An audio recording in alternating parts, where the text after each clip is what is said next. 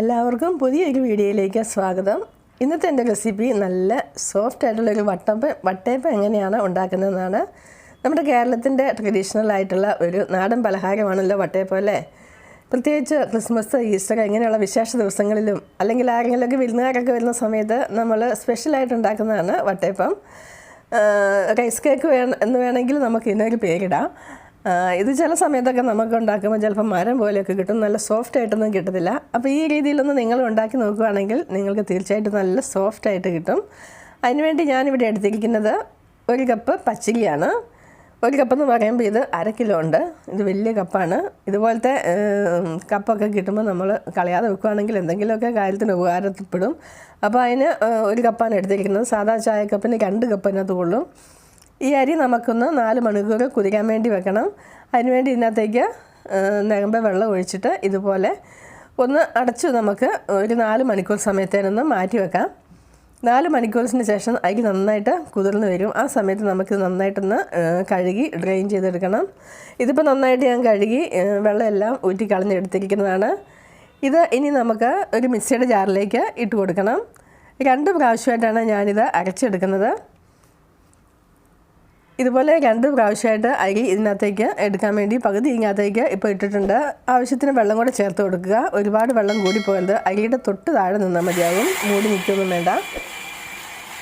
ഇത് നന്നായിട്ട് പേസ്റ്റ് രൂപത്തിൽ അരച്ചെടുക്കണം.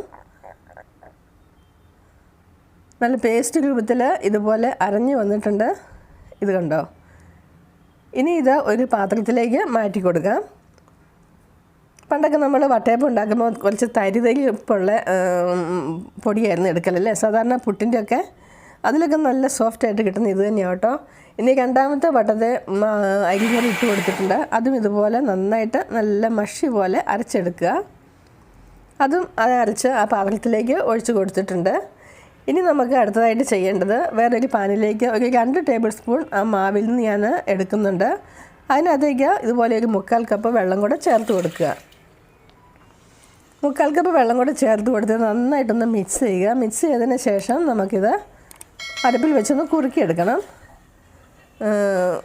കപ്പി കാച്ചൽ, കുറുക്കെന്നൊക്കെ പറയും. ഇത് എന്ത് വേണേലും പറയാം. ഓരോരുത്തരും ഓരോ നാട്ടിൽ ഓരോ വേർഡ്സാണ് ഉപയോഗിക്കൽ. അപ്പോൾ ഞങ്ങൾ കപ്പി കാച്ചുക എന്നൊക്കെ പറയും. അത് നന്നായിട്ടൊന്ന് തണുത്ത് വന്നതിന് ശേഷം വേണം പിന്നെ ഇതൊന്ന് അരച്ചെടുക്കാൻ. തണുക്കാൻ വേണ്ടി മാറ്റി വെച്ചിട്ടുണ്ടായിരുന്നു. അപ്പോൾ നന്നായിട്ട് തണുത്തിട്ടുണ്ട്. ആ മിക്സിയുടെ ജാറിലേക്ക് തന്നെ ഇത് ഇട്ട് കൊടുക്കുക. പിന്നെ അതിനകത്തേക്ക് ചേർത്ത് കൊടുക്കേണ്ടത് 1 കപ്പ് ചോറാണ്. വെള്ളയരിയുടെ ചോറാണ് ഇവിടെ എടുത്തിരിക്കുന്നത്.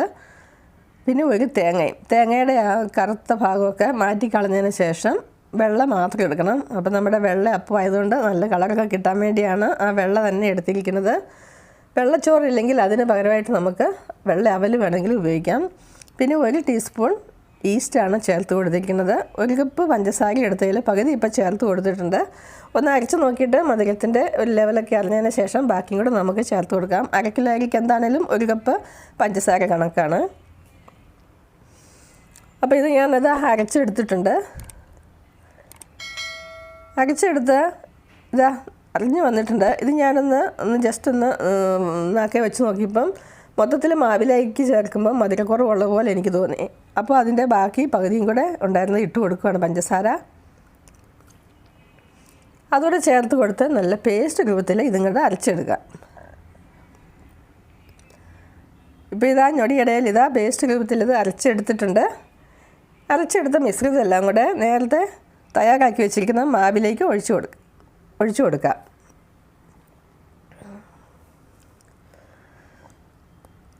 ഇതായി മാവിലേക്ക് നമുക്ക് ഒഴിച്ച് കൊടുത്തിട്ട് നന്നായിട്ടൊന്ന് മിക്സ് ആക്കി എടുക്കണം.